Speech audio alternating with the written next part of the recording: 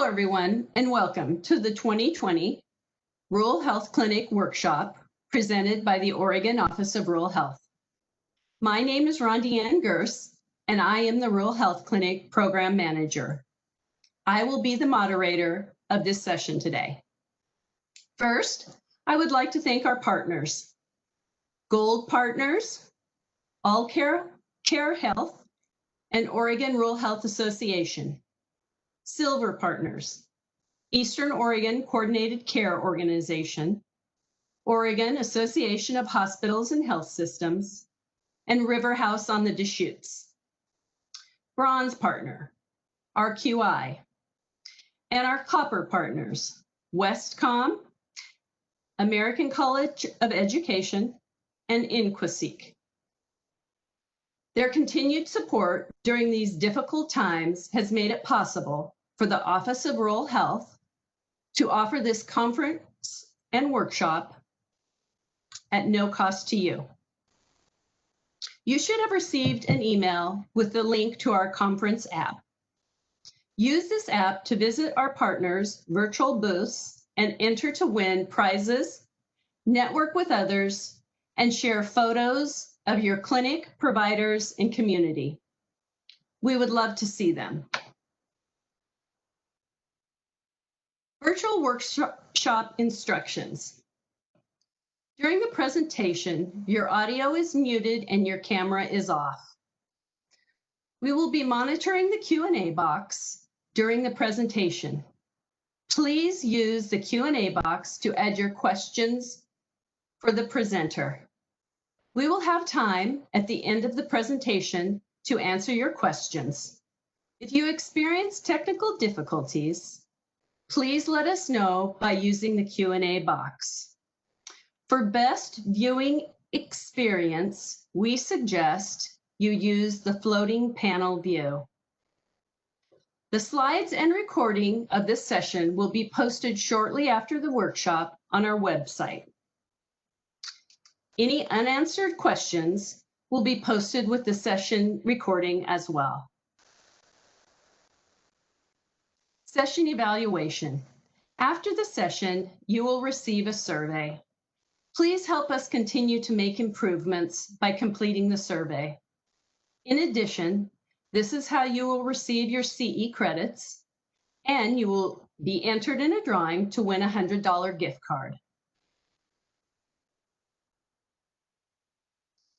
To present the surveyor's point of view, Oregon RHC top deficiencies, please welcome Janis McDowell, Oregon RHC surveyor and CMS representative. Hi everyone, I'm Janis McDowell. Thank you for participating in my Rural Health Clinic presentation about how the survey process works and the top deficiencies cited over the past 3 years. I'm an RN and I'm currently a patient safety surveyor, CMS representative for rural health clinics and ESRDs, also known as dialysis facilities. Next slide. So today I'm going to go over the Oregon Health Authority and how it's set up. Part 2 will be the survey process and what to expect during a survey. Part 3 will be the common citations and top deficiencies that have been cited over the past 3 years. Part 4 will be emergency preparedness rules and regulations and the top citations from that regulation set. Part 5 will be additional roles of the state agencies, and Part 6, the last part, will be questions and contact information for our agency. Next slide. Our office is part of the Oregon Health Authority. When I'm on site, I usually introduce myself and say I'm here representing the Oregon Health Authority. There are multiple parts to the Oregon Health Authority that includes the Office of Equity and Inclusion, Oregon State Hospital, and Public Health. Next slide, please. And I'm going to kind of work from the bottom down and go up. So our office is located in as survey and certification. We share an office with facility planning and safety. That is part of the health facility license and certification program. and that is part of the Oregon Healthcare Regulation and Quality Improvement section under the Center for Health Protection, under Public Health, under the Oregon Health Authority umbrella. Next slide. Health Facility License and Certification has two programs sharing an office space, Facilities Planning and Safety, and Survey and Certification. Anna Davis is our Survey and Certification Manager. Anna is the last person to see our reports before they leave the office, and if you have any concerns or questions as a surveyor is on site, never hesitate to contact Anna. She's a really great resource. Next slide. Our office surveys non-long-term care facilities. DHS covers the surveys, the nursing homes, and long-term care facilities. As far as our office, we survey hospitals, ambulatory surgery centers, ESRDs, dialysis facilities, home health, hospice, rural health clinics, the federally qualified health centers, and those are our primary areas of survey that takes most of the surveyor's time. The other agencies that are listed, we try to get to as needed. Next slide, please. Our office has a team of 14 surveyors specializing in one or more facility types. All CMS surveyors are RNs. Surveyors sometimes work in teams. So when I survey the rural health clinics, I typically go alone. When I'm surveying a dialysis facility, there are two of us that will always be on site together. Our office has great administrative assistants that are under the FPS administration, and they are a great resource and answer all questions. And if you ever reach one, they always know where to get the right answer. And then Anna is our manager.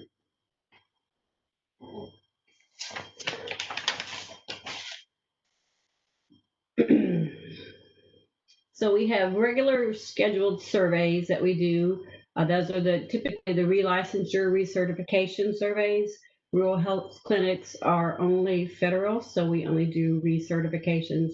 No licensure is involved in that one.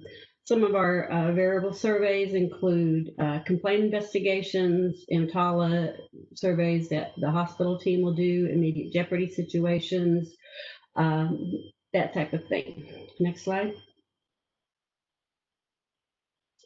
There are currently 100 rural health clinics in the state of Oregon. 2 of those are deemed. That means that they are an accreditation organization. The other 98 are surveyed by the state agency. Our workload includes recertification surveys. We do 98 facilities. Rural health clinics are typically surveyed 6 to 7 years. We would like to do them every 6. We hope for every 7, but we do the best we can with the resources that we have. Typically, that would be around 14 a year. As of March 2020, all survey activity was suspended except for initial certifications. Survey activity was restarted beginning of September, and we are currently starting with complaint investigations that have been backlogged, and then we will start adding in recertifications as time allows. We have not received direction yet from our regional office as how to take care of our backlog. We also do initial certifications, and that varies when a clinic is ready and the paperwork is in place. We've done 4 in the last year and a half. Complaint investigations as they come in. We've done 9 since March of 2019 in the last year and a half. And occasionally there is a validation survey for a deemed facility. So when a deemed facility has an AO on site for a survey, the CMS may decide to have our office go in and do what's called a validation survey within 60 days of the AO finishing their survey. With only 2 deemed facilities, that won't happen very often. Typically, we put our schedule together in the fall for the following year and schedule surveys as best we can. Then when the complaint surveys come in or the initials, we try to fit them into the schedule as best we possibly can. Complaint surveys, there is a deadline through CMS that we have to visit the facility from the time the complaint is triaged. Next slide. Before we go out to a facility to do a recertification or even for complaint surveys, we do some prep work ahead of time. So we will look up the clinic online to see what types of services that are offered. So we're prepared when we get on site, we know what to expect. We'll look to see if they have any mid-level staffing waivers in place or if they offer visiting nurse services.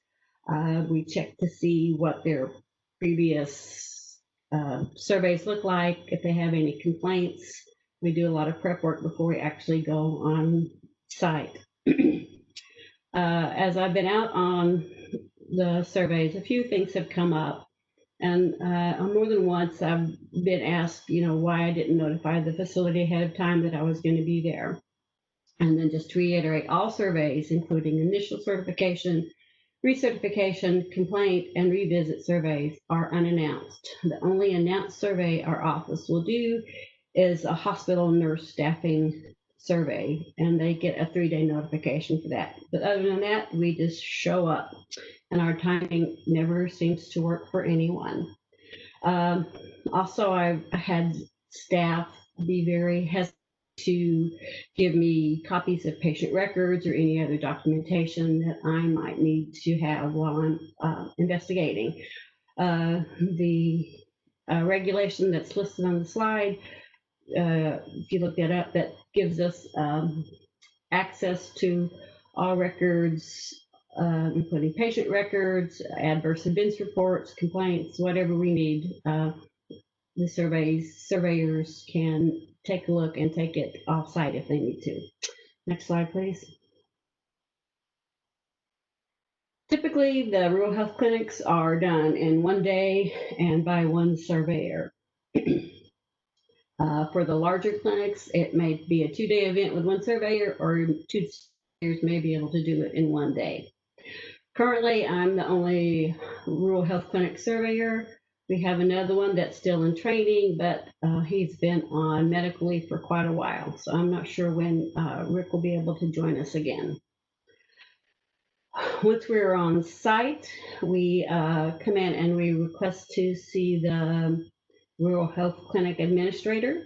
We introduce ourselves, tell her why we're there, him or her while we're there, and then the administrator has the right to ask anyone in the clinic that they feel needs to be present at an entrance conference. And when everyone is ready, then we go through and do an entrance conference. During that time, the surveyor will explain the purpose and the scope of the survey. They explain the survey process, what to expect while we're on site. We talk about the needs of the surveyor while we're there. So we will need access to a photocopier. We need access to a private workspace because we are dealing with confidential patient records, confidential staff records. Often we're interviewing staff, so we need a place to work that is private. We will give the staff a needs list and go over it, and that needs list details all the documents that are going to need to be provided while we're all on site. Next slide, please. While we're on site after the entrance conference, typically the first thing that we take care of is a tour of the facility. That tour actually starts before we even enter the building. We're looking at physical location. We are observing the waiting area, the lobby area. And then we just tour the clinic. We look at the exam rooms. We look at medication storage. We'll take a look at your lab area. We are opening cabinets, pulling out drawers, looking at everything. Once the tour is done, and that takes quite a while, so the surveyor has the right to do the tour unaccompanied. Mostly, we're very happy to have someone from the facility guide us and show us where things are, answer any questions. Recently added to the survey process is patient observation, where we follow a patient encounter.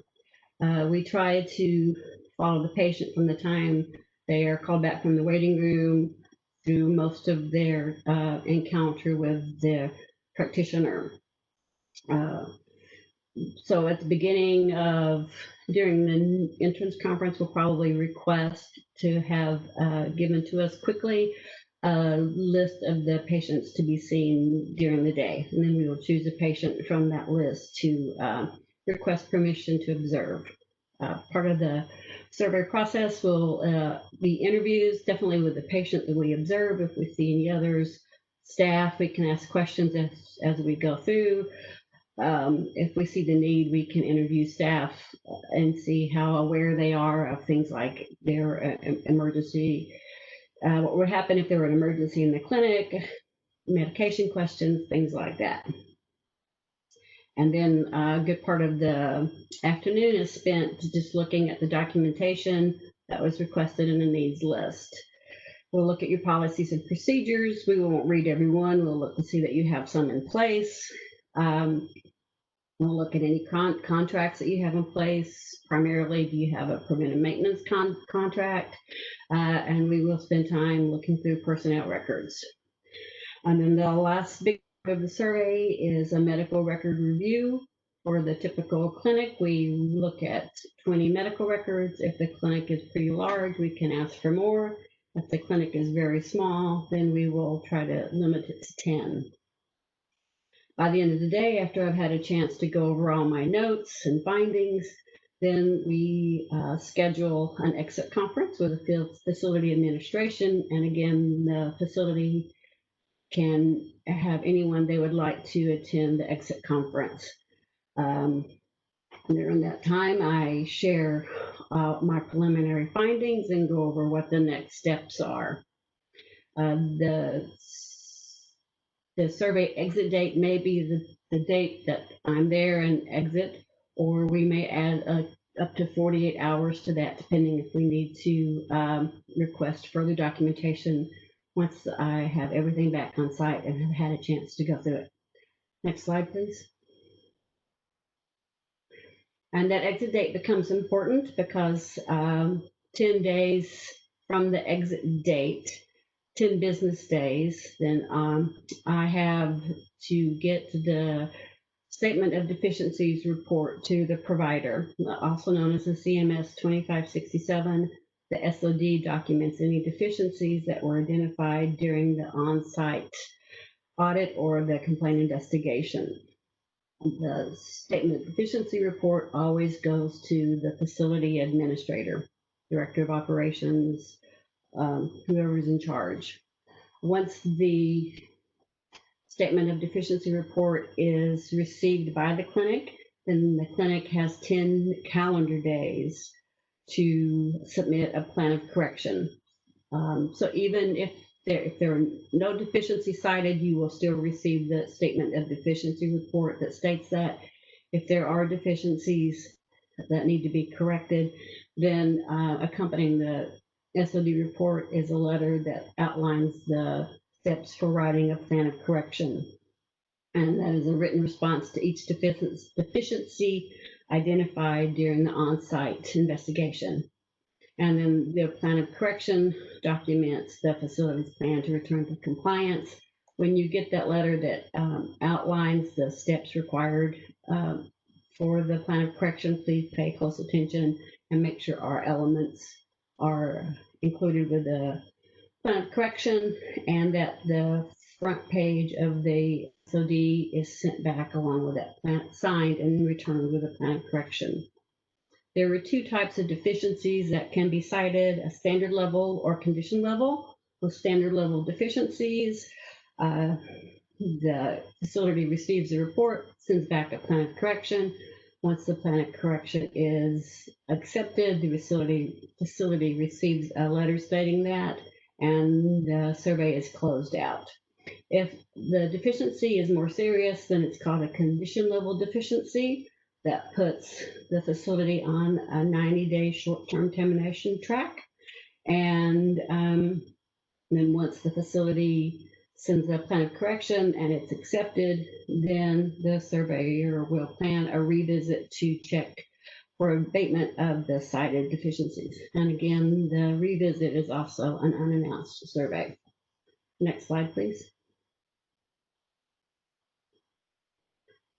Now we get into the most common citations. So I'm going to just kind of talk about them as tags. And the most cited deficiency for the rural health clinics over the past 3 years, is tag J123. Policies are developed with the advice of a group of professional personnel that includes one or more physicians, one or more physician assistants or nurse practitioners, so one of the mid-level practitioners, and one member that is not part of the clinic staff, and that these policies and procedures need to be reviewed every 2 years. So the clinic should have quite a few policies and procedures in place, especially if you're part of an integrated healthcare system where you just use the policies of the main system. Some of the policies need to be very specific to the rural health clinic. So there are especially 3 that I look for. One policy would be a description of the clinic services furnished directly and through agreement. There should be a policy for the guidelines for medical management of health problems and consults and referrals. It should be and it should also contain maintenance of health records, how they're secured and kept confidential, and then procedures for the review and evaluation of the services offered. And the 3rd policy should be rules for the storage, handling, and administration of drugs and biologicals. So look specifically that those policies are in place for individual rural health clinics. Next slide. The next group of citations are physical plan and environment. Each one of these is cited pretty consistently over the last 3 years. The first one is J41. The clinic is constructed, arranged, and maintained to ensure access to and safety of patients and provides adequate space for the provision of direct services. So for this one, what I tend to look for a lot is that patient restrooms have emergency call systems and that the call system is operative, and then whoever were to come back for that call system would know what the procedures were in the event of emergency. Other things that might fall under that I have tagged quite a bit are monthly maintenance of fire extinguishers. Fire drills are done according to facility policy, and the oxygen tanks are stored properly. J42 is maintenance.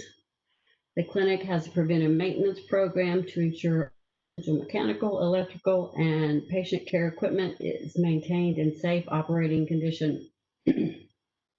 As I'm touring the clinic, I go through and I look at all the biomedical equipment that's in place. Is there a PM sticker that's attached? Is the date on the PM sticker current? And I'm looking at all equipment. I'm looking at your scales, your radiology equipment, just any biomedical equipment that the product manual says has regular maintenance scheduled. I would be looking to make sure that those schedules are followed. And then I check to make sure that they have a preventive maintenance contract in place, and that people that are coming out and doing the maintenance are qualified to do so. J43, drugs and biologicals are appropriately stored.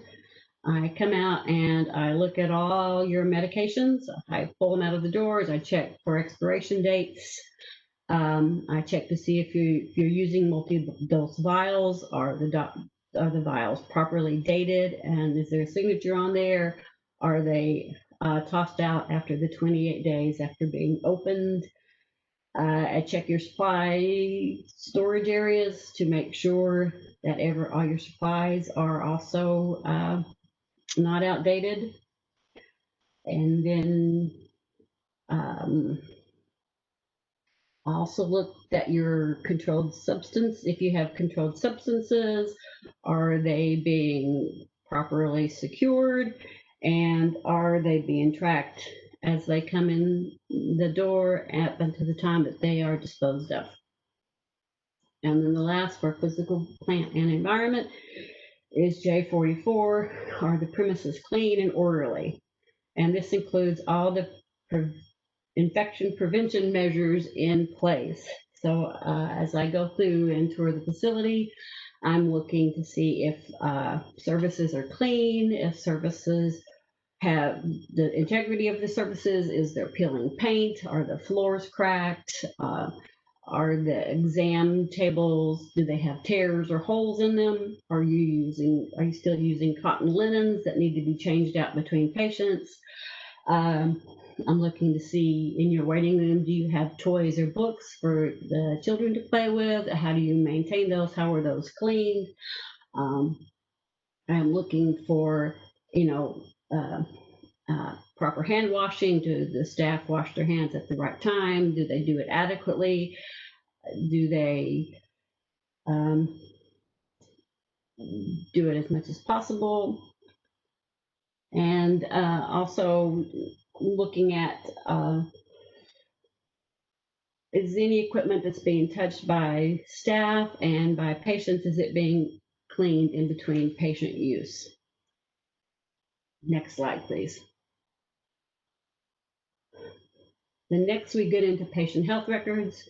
J152 is record systems, and there I look to see that patient records are accurate, are legible, if they are handwritten, if they are dated and authenticated by the providers. You see that quite often. If they have signed consent forms for that, I look to see what the facility's policy says as far as when consent forms are required. So quite a few tags associated with record systems. And then are the record systems, are patient records kept in a place that is confidential so that other people, can't get to them. And then last is the program evaluation. So typically it's J161 that the clinic carries out or arranges for evaluation of its total program every 2 years. And a lot happens in the 6 to 7 years between surveys. There's often a lot of new administrators, new staff, and I do see where program evaluations tend to fall through the cracks. So I check to see that they're done every 2 years, and then I check to see that the elements that are required for the clinic evaluation are in place. Some of those elements are that the number of patients, that they keep track of the number of patients seen, they keep track of the volume of services that's offered, that the medical records are reviewed, and the number of the medical records according to facility policy are reviewed, that policies and procedures are reviewed as needed, and that there is an analysis of the utilization of services. Often I will, along with that one, I tag J160, and there is as a condition out because a lot of the facilities just haven't done a program evaluation in the last 6 or 7 years. So next slide, please. And then that brings us to part 4, emergency preparedness. Emergency preparedness is fairly new to our survey process. When you receive your statement of deficiency reports, you now receive at least two. One is for the from Appendix G for rural health clinics, and the other report is for Appendix Z for emergency preparedness. And the purpose of the emergency preparedness is to establish a national emergency preparedness requirements that ensure adequate planning for natural and man-made disasters and coordination with federal, state, tribal, regional, and local emergency preparedness systems. All healthcare facility types have to have an emergency preparedness plan in place. Next slide, please.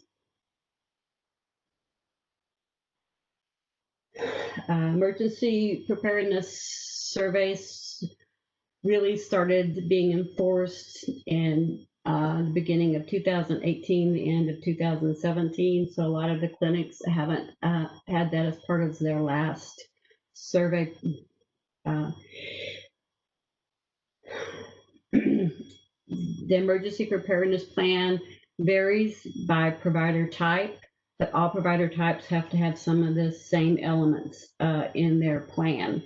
And one is risk assessment and planning, where they have to develop an emergency plan and documented facility-based and community-based risk assessments using an all hazards approach focus for the emergencies. And that needs to be updated every 2 years. Policies, they have to develop policies and procedures for their emergency plan. The emergency plan has to have a communications part that meets the state and federal standards and coordinates care within the facility across providers with state and local health departments and emergency management systems. And there has to be a training and testing component for the emergency plan. As of about a year ago, the policies are now updated every 2 years instead of annually. Next slide, please. And then our most frequent citations for emergency preparedness, and there are cited in almost every facility recently, is the training requirements. Both of these are very, very frequently cited. So there needs to be a training program in place that covers the emergency policies and procedures. The training has to be offered to all new employees, and that's typically done during orientation to the facility. And it has to be offered now at least every 2 years to existing employees.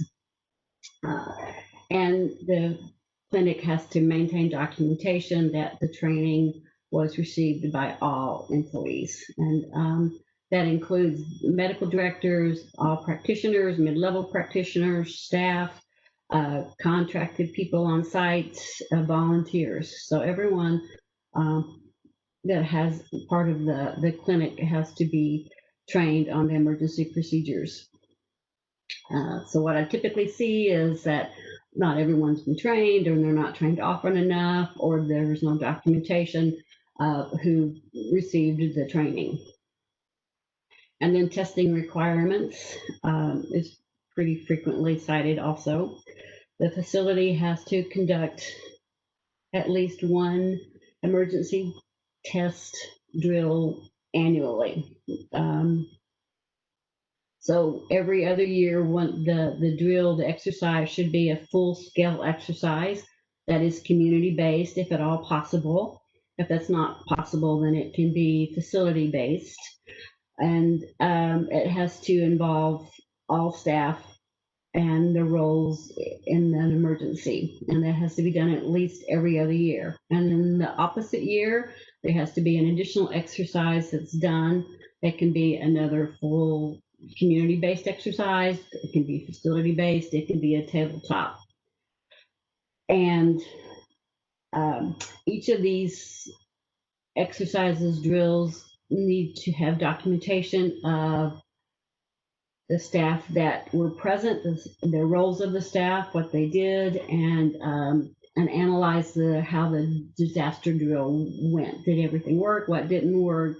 Often what I'm citing here is that they didn't document who attended the drill, and they did not document that the drill was analyzed and determined what worked and what didn't work. Next slide, please. And then often I just cite the fact that they have no plan at all because they haven't had to have one in the past. And then a lot of the plans fail to include the all hazards risk assessment. So they have a plan in place, but they neglect to include the all hazards risk assessment. And recently included in that, they need to factor in emerging infectious diseases as part of the all hazards approach. Next slide, please. So the last part is last tasks that the state agency will take care of. If the facility has to changes their name, if they change their address, if they move locations, if they add services, they need to contact the state agency, typically with a CMS 29 form that tells us what their changes are, and that keeps our records up to date. If there is a change of ownership, that's a little bit more in depth. There are instructions on our website on what needs to be done for changes of ownership, that we make sure we have all the paperwork in place for that. Again, an initial licensure, there is quite a few details that have to be in place before a surveyor can come out for the initial licensure. If there are any waivers, then again, the facility can contact our office and we will go through the waiver process and approve or disapprove. Next slide. And this is just sort of how the paperwork for a change of ownership or initial certification that's needed. We need paperwork from the FI and the MAC. Then once we receive that from them and some documentation from the provider, then once we have everything in place, then we can put the survey on our calendar or just go ahead and process the change of ownership. And then our last slide is, next slide, please. Contact information. So if you need to contact me at all, I tend to answer all my emails and I answer my phone if I am not on site somewhere. And if you need to contact our manager, Anna Davis, that is her contact information. And then our any questions you have, if you don't send them to me, they can go to our mailbox and they find the right person that they need to get to. And then the www.healthooregon.org/HFLC is a really great resource. It takes you to our webpage. Our webpage has all of our facilities on there. It has a list of all the regulations. It often has copies of letters for how to initiate initial certifications or change of ownership. So a lot of great information is on our website. So that concludes the presentation. Thank you so much for participating. I really appreciate it. Thank you. Thank you, Janis, for this informative presentation. I know it will be helpful to the Oregon RHCs.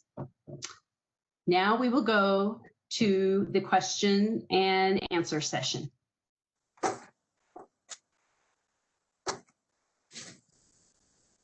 Hello, everyone, and welcome to the question and answer portion of this session. Please use the Q&A box to add your questions for the presenter. Let's start with our first question. Janis, can you hear me? Yes. Okay. What type of exercise is acceptable to fulfill the testing requirement in the emergency preparedness regulation? Can you give us some examples?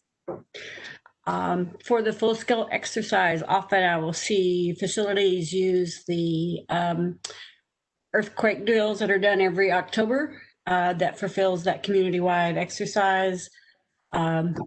Typically, communities have a lot of information on how to participate that if they just contact their local fire marshals, fire districts. Also, they can just do a facility-wide exercise where they go through their all hazards assessments and determine, say, an active shooter, and then they would go through an exercise on what they would do for that. So again, your local fire stations will have a lot of information on what exercises are available in the community. Okay, thank you. Let's see, Deb Bartel. We're in the process of updating our RHC manual. Once we get it done, can we ask for a mock survey? Sounds like they have limited staff, but even if it's one electronically. Our office does not do mock surveys. If you were to inquire in our office, we would send you to Rondi Ann. Or there's also Whiffley who can do surveys, but I know Rondi Ann is a great asset and does a phenomenal job when she's out and doing the mock surveys. And I don't think she charges the facilities for that either. Thanks, Janis. Yes, that's correct. My services are all free of charge. Let's see, next question. Can a provider-based rural health clinic use the health system's policy and procedures? Often we do see where a clinic will use an integrated health, sort of an umbrella facility, hospital, and they will use their procedures, their policies.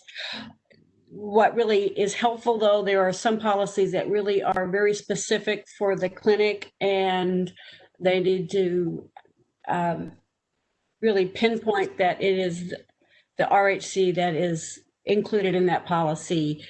There were 3 policies that I tend to cite quite a bit that I look for in a facility that really do need to be very specific for the clinics. And again, that comes down to, the clinic services, the guidance for medical management, and the storage of drugs and biologicals. Other than that, when the policies are reviewed, there does need to be documentation that even if you're using the policies of the health system, that they are reviewed by a clinic practitioner, a clinic doctor. It can be one of the clinic physicians, it can be the medical director. That also needs to include one of the mid-level practitioners, be it a nurse practitioner or a physician's assistant. And it also has to include that community member that is not a staff of the clinic. So the policies, you can use them, but just make sure when they're reviewed that they're reviewed by the committees required by the RHC guidelines. Okay, thank you. Let's see, Linda Compton. We hold our master employee files with our human resources department, along with online access to evaluations, etc. Is this approved? Again, as long as I have access to where your employee files are when I'm on site doing a survey, and I can look at documentation that all the required certifications are in place, that all the required trainings are in place, then it is up to the RHC on where the files are and how the files are stored. Perfect. Can you give me examples of individuals the RHC may use for the non-member of the clinic staff? Sometimes clinics will go outside, the smaller clinics will maybe go to their local fire professionals and have someone from the fire station sit on the committee. They can use pretty much anyone that they choose. The part of the integrated health system, you'll often see members of the committee that are just part of another clinic and they are on the committee. It can be a social worker in the community. It is really up to the clinic and who they decide to be that non-staff person sitting on the committee. What is the RHC site requirement for the medical director? How often do you expect the MD to be on site? That has changed recently. If you want to send that question to me, I can maybe send an email on the, I don't have the exact guidelines at my fingertips, but I can send you that. So it has changed. It is not as often as it used to be. You can use a locum now for a medical director. Okay, great. During survey, how do you determine if the RHC deficiency is a condition or a standard? Can you explain? And also, is a revisit a requirement for a condition level deficiency? Yes, if you are cited with a condition level deficiency, a revisit is always required. It's part of the CMS guidelines. Sometimes it's obvious that would be condition level if you don't have an emergency program evaluation in place at all. That would be condition level. If you just don't have an emergency preparedness plan at all, then that would be a condition level. If there's evidence that you have a plan in progress, or that your plan just may lack a lot of elements or lack a few elements, then you have a plan, and that would be a standard level. For physical environment, it would have to be a very, one very serious problem that would be condition level, or that often depends on if there's just a lot of small problems. As you're touring the facility, you just see, outdates after outdates after outdates everywhere you look. If you see the environment is dirty, if they have toys in the waiting room. So that's just an accumulation of different things. So if you just see enough of infection control measures that aren't being done properly, then that would rise to the level of a condition level deficiency. Okay. You had mentioned this in your presentation, but I just want to bring it up once again. Are surveys scheduled or are they unannounced? Can you talk about that a little bit? All surveys are unannounced. There's only one survey our office does that gets 3 days warning, and that would be through hospitals, and those are nurse staffing surveys. Every other type of survey we do is unannounced, and we just show up at your door. And that includes if there is a condition level deficiency and there's a revisit, the revisit is also unannounced.